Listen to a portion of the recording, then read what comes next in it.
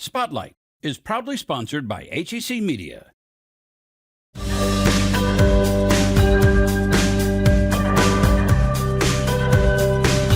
Today on Spotlight, a horse rescue that teaches more than just how to ride, why they are having trouble filling up their classes.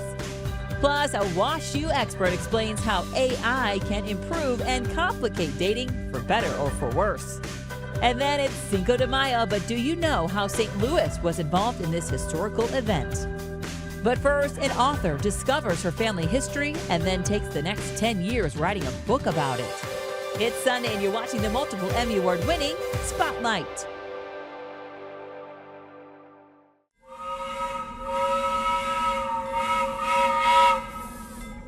For millions of European Jews in the 1940s, that sound signaled the beginning of a journey that would end in a Nazi death camp. But a lucky few heard a different sound. A sound that meant escape and survival. And as author Georgia Hunter eventually learned, her family was one of the lucky ones. You had no idea? No idea. No idea.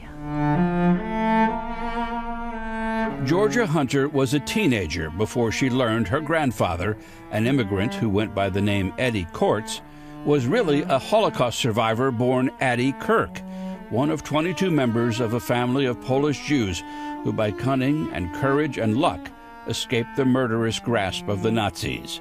But they did not flee together, or even in the same direction.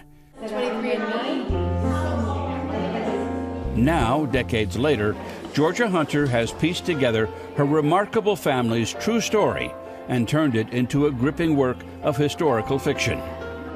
It never felt like a burden. It was always just something I wanted and needed to do. It almost felt like an honor to do it. So I wasn't going to leave any stone unturned.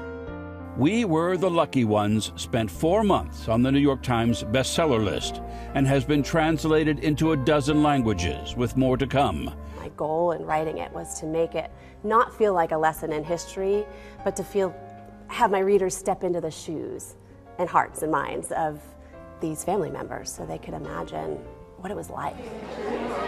At her book signings, along with offering a personal inscription, Georgia Hunter always includes a special salutation with courage, perseverance, and love. They are the themes of her novel and the traits at the heart of her 9-year quest uncovering the extraordinary story of the Kirk family's odyssey of survival. How much of what's in there is actually true as opposed to the details you had to fill in? I get asked that a lot because it is almost an unbelievable story when you read it. But the narrative of who was where and when is all based on truth. It's all research. Where the fictionalization came in was with those more colorful details, like what were they thinking and feeling. This was when you were 15 when you first discovered all this, but it was a few years later that you decided to write this. About 5 years later at a family reunion, I kind of wandered outside to where my mother's generation was sitting and talking and telling stories about the war, and sat down, and that's when I heard these snippets of the greater Kirk family story about the cousin who was born in Siberia and the siblings who were married in an illegal ceremony in Lvov, and ghetto escapes and false IDs, and the stories kept coming and coming. And I remember sitting there thinking, how have I never heard these stories before, and how has no one taken the time to write them down? The title of the book, We Were the Lucky Ones. Yeah. Was that the original title? Was there a working title, and how did you settle on that one? That family reunion back in 2000 when I was 21, sitting around that picnic table. Felicia was there. Felicia is a character in the book who you meet. She's a daughter of my grandfather's sister, Mila. She was a year old at the start of the war, and so sadly her childhood was consumed with knowing nothing but the Holocaust. And at the end of the night, Felicia spoke up. She'd been a bit quiet that night, and she spoke up and she looked around at all of us and she said, it's almost a miracle that we are all here today. We really shouldn't be. And then she said, we were the lucky ones. To find out how her family feels about the book and if any of them ever went back to Poland, watch the full interview at hecmedia.org. They are the best-selling authors and all of your favorite genres. For in-depth, one-on-one interviews, go to hecmedia.org. So just go, you can go a little harder. You're not going to hurt them. It might actually end up feeling good for them. At Happy Hoof's Equine Rescue, a beginner's class involves a lot more than just learning how to ride. That's part of our education, is teaching people how to know what you're getting into if you want to be a horse owner. 9-year-old Lauren Maloney has been taking these classes for a while. Her ultimate goal is to have a horse of her own. What's your favorite part? Probably the riding. The Edwardsville-based rescue has been saving horses from all over the country for well over a decade. They rely on individual classes and their summer camps to help raise money to pay for food and medicine. We're a nonprofit, and our income generators are introductory education and summer camps. Part of what makes them such a great rescue could potentially lead to summer session being canceled. It all comes down to the horses themselves. We have horses that are maybe 27 years old. They're no longer capable of doing kids programs because they physically cannot keep up with it. Ideally, the goal is to rehome the horses, but for those who cannot find a home, Morrison and her volunteers are determined to care for them, most of which are surrendered by their owners. And in the case of 23-year-old Nugget, it is a second chance to show that older horses are worthy too. So just remember, he goes where his nose goes. So let's circle the barrel. Look where you're wanting to go. I realized that I needed to make sure that I'm looking straight where I want to go. We're not teaching people to ride. We're teaching kids about confidence, responsibility, and follow through. Currently, the rescue has 27 horses. The youngest is 13. The oldest, Roxy, is 36. But it's not just about horses here. All animals are welcome. We have goats. We have little goats. They're fun. And we have cats and dogs. And just the standard, that's it. And chickens. So we do teach about all the animals that are here at the farm because they all have a synergistic way of living. The nonprofit currently has no paid employees. They do, however, have around 50 dedicated volunteers who continue to show up for the animals. I grew up around horses and showed horses a little bit when I was younger, and still working full time, so I don't have time to own a horse right now, so I get the best of both worlds coming down here and taking care of these guys and serving them. Morrison has started working on a new chapter, pairing these older horses with older adults. Hopefully we can entice people, maybe assisted living, or just older people that are retired that want to come and hang out at the farm and hang with the horses and do some interaction with the horses where there's no pressure of riding. The cheese! Later on Spotlight, how this St. Louis farm is hoping to inspire the next generation of agriculture with ingenuity. You know the saying, spring is here and love is in the air. Well, nowadays, it's also online. It is shocking to a lot of people how many people are using it. I mean, 50 million American adults. So basically, all American adults are using online dating. It's no longer the norm as in-person meeting at a bar or meeting through friends or however people used to meet. It is online dating now. That is how people date. So it's the entire landscape of dating has really changed in the past 10 years. Liberty Vittert is a professor of the practice of data science at Olin Business School at Washington University in St. Louis. I use statistics to understand the world around us and to understand the phenomena that are changing the world around us, specifically in AI and technology. This includes trends of adults using online dating apps, college freshmen too. So how many of your guys' friends use apps in order to date versus dating just the normal way of meeting at a party versus being on apps? I would say that the vast majority of my friends are probably on dating sites, or if not on dating sites specifically, use online or social media to meet new people. And I think for a lot of my friends, that's the case, being able to just be at home and just like look at whatever people put as their personality online and see if they have a match like that. The truth is at least 50% of college students are using online dating. It's probably more.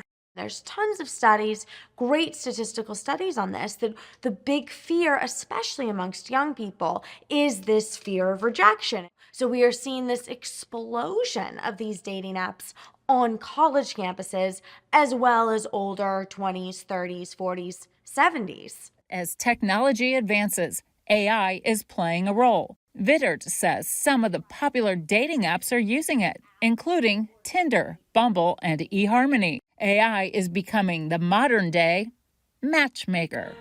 Matchmaker, matchmaker, look through your book and make me a perfect match. That's the part that could be a lot for the AI bot. The AI bots are good, but they're not great. I found him! Will you be a lucky bride? He's handsome, he's tall, that is, from side to side. Where they will talk and meet others for you. So I'd be Liberty on a dating app, but I have a bot, an AI bot, that talks to 300 guys at the same time. So it will reduce the 300 guys Mary would be talking to, down to the 20 that are actually going to meet. All Mary has to do is look at the 20 guys instead of the 300, so it can be a huge time saver. And so then she can focus on those 20 and then do it again. The other reason people are using it is because they don't know what to say. These AI bots are doing it for them. But relationship building with a bot is not ideal. So learning how to spot a bot is increasingly important. If it seems a little off, trust your instincts. Just seems a little bit odd, a little bit weird, doesn't quite make sense. There are a lot of fish in the sea, move on to the next fish, because there is a very good chance that that is an AI bot. For better or for worse, online dating with a bot or not may be harmful to some people in ways they may not even be aware. Incredibly harmful, not knowing actually what is real and what is false, I guess, kind of fabricated by this artificial intelligence. If you choose to meet people online, you lack that human connection that all of us need. It's like one of our, it's in our hierarchy of needs. I think it comes from a place of disillusionment, whether it's like with your close social circles or clubs, like you're meeting people, but like no one's really clicking or like you're not really seeing anything. So it's not that you don't want that in-person interaction or in-person meet cute, but it's just you're not seeing it.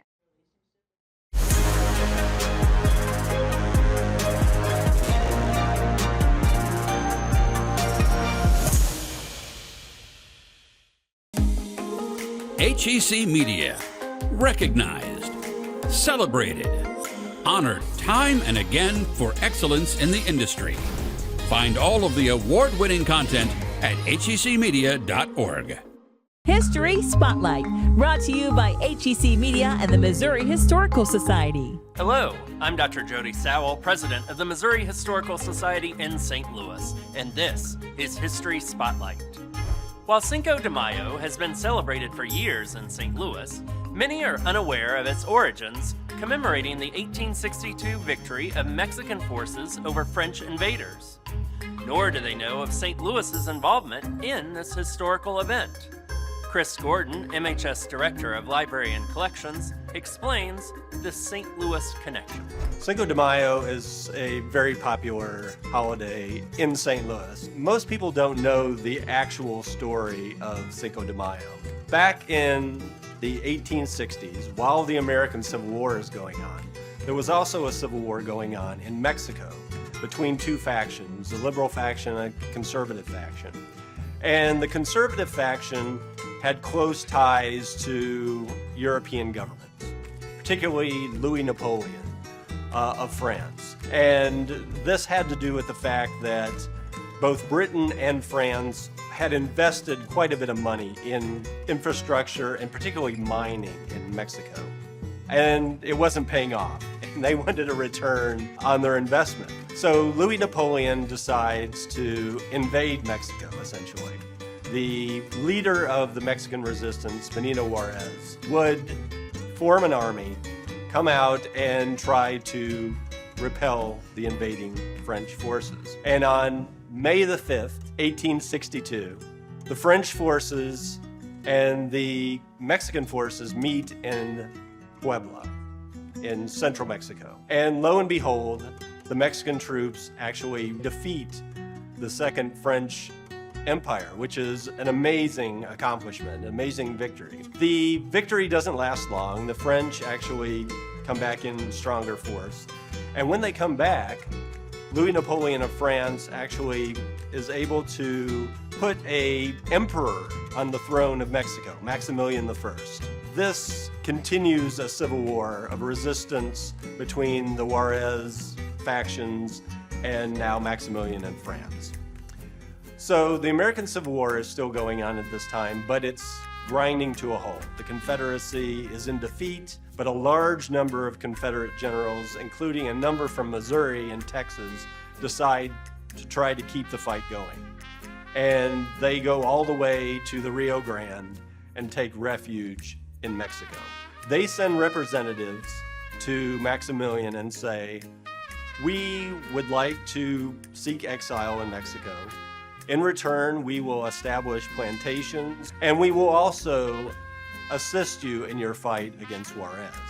We have letters in the Missouri Historical Society's collection with individuals that are writing back to their relatives in Missouri, Sterling Price among them, saying how much they enjoy living in Mexico.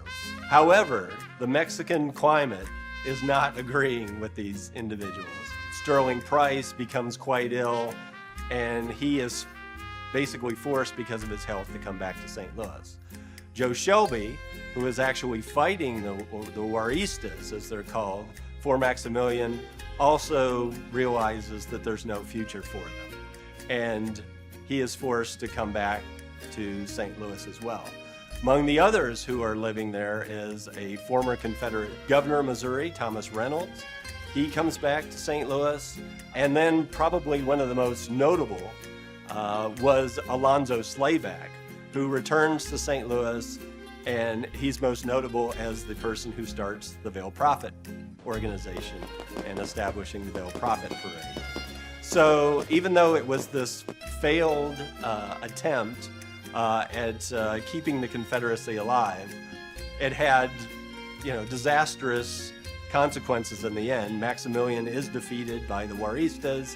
He's actually, in 1867, executed before a firing squad. But it's an interesting interconnection between St. Louis and Mexico and Cinco de Mayo, which is celebrating this May 5th, 1862 defeat of the French that would last until this day. Next week on History Spotlight, meet the mother of St. Louis and learn how she earned her title. To learn more about the Missouri Historical Society, visit mohistory.org. My name is Tracy Haynes, and I do darkroom photography artwork. I just manipulate shadows and light on a piece of glass, and I use a cameraless technique. So I just slip a piece of paper and usually just expose it with a bare bulb. I've wanted to be an artist since I was like 17, and I went off and did other things and just kind of wandered back eventually to it. So I was teaching at my old high school, and I needed to teach this basic concept of what is called a photogram, so a cameraless picture. And I remember when I was a student that it wasn't that cool, and so I wanted to make it interesting for the students. And so I came up with this idea of putting ink and water together and a piece of glass and manipulating it and trying to make something fun out of it. And then it just evolved into all sorts of other things that I do with it. It's really about value, so light and dark and gray tones, It's about a composition, it's about the movement of a line. It's very simple. Sometimes I do use an enlarger, and so when you have an enlarger, you're taking a very small image or piece of material and making it larger. Or you can have what is called a contact print. So the piece of glass is the same size as the piece of paper. So I like to work big, and so for photography, a 20 by 24 inch image is like oversized. It's sort of like a blank piece of paper for a writer. Like, how do you make an image out of, or how do you make a story out of this blankness? So just kind of playing until you get something interesting. So it kind of depends upon the subject as far as how you create a composition. Really, it's about this joy of life. My joy of living is what I'm showing in like my pictures, or what I find interesting, and hoping to share that with other people. And what I think is pretty, what is beautiful, and what I think is alive. And I want to like convey that. So it's really very simple oftentimes, and it can have just the elegance of a simple statement is what I'm going for, really. Meet the artists in person at the Laumeier Sculpture Park Annual Art Fair, May 10th through the 12th. Visit laumeiersculpturepark.org for more info. HEC Media, bringing you culture and community. Find all of HEC's positive programming and award-winning content at hecmedia.org.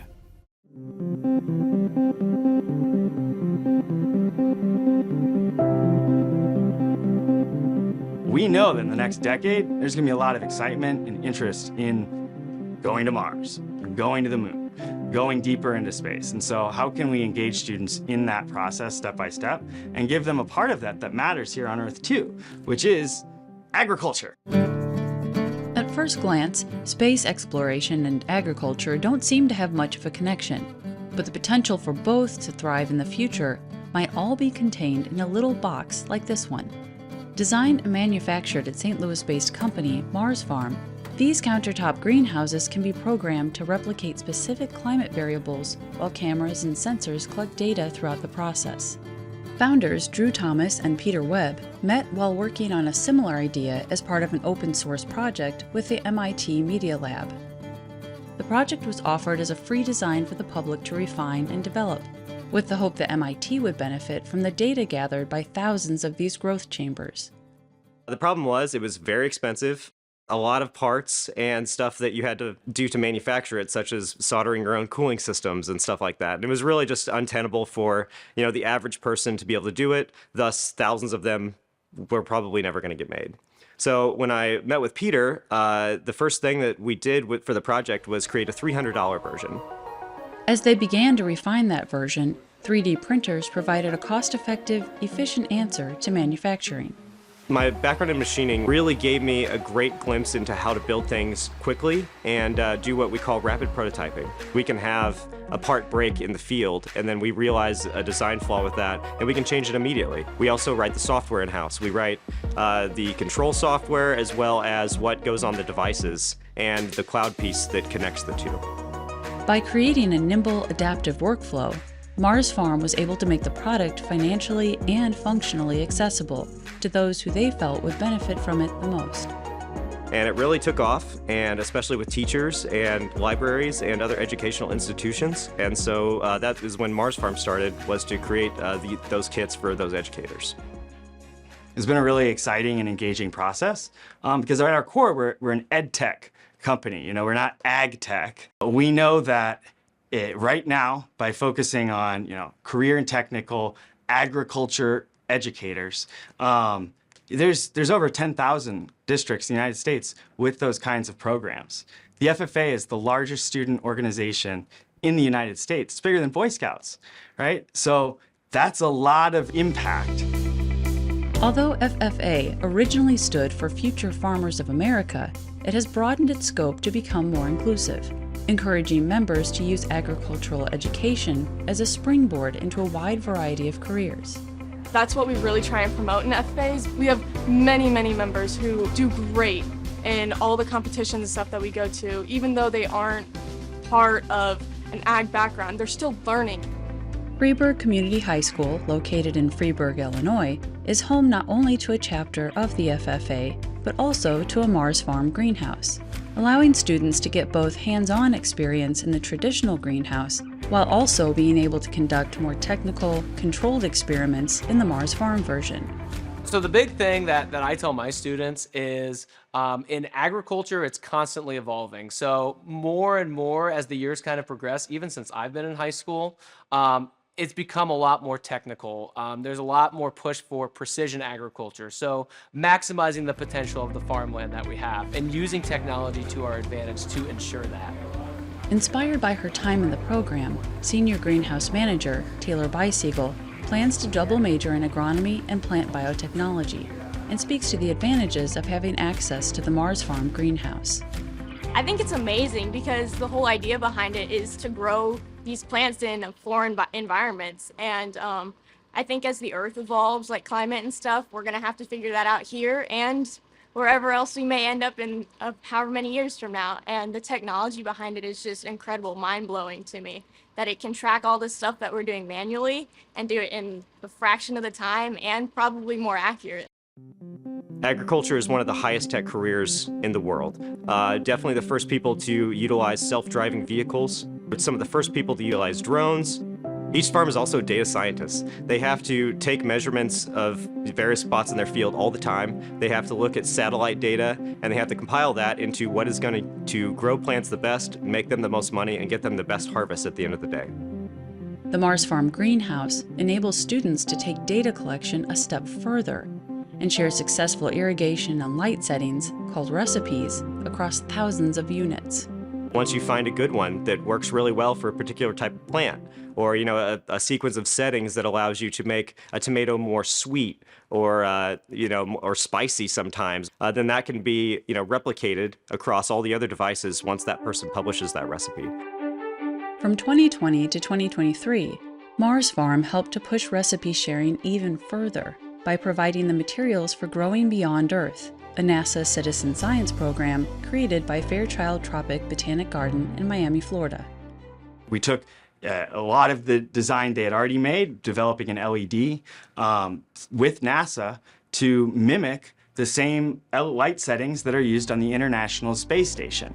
A student can, just by using little knobs on a controller, they can recreate the exact light settings that they're going to use on the International Space Station. We also send them the same seeds, the same fertilizer, the same growing media. So these are controls, which means similar to open source technology, what they were doing is creating open source data. It's gone from about 300 schools to now over 600, all around the world, South Africa, Turkey, Beijing. 10,000 little hands to measure radishes, right? And if we write down all those radishes, the measurements in a Google Sheet, and NASA can look at those Google Sheets too. Now NASA has crowdsourced effectively 10,000 radish trials. And so the things we learn about how to improve those plants and pick good plants that grow fast and grow small and grow nutritious in space, those same lessons can be applied here on Earth.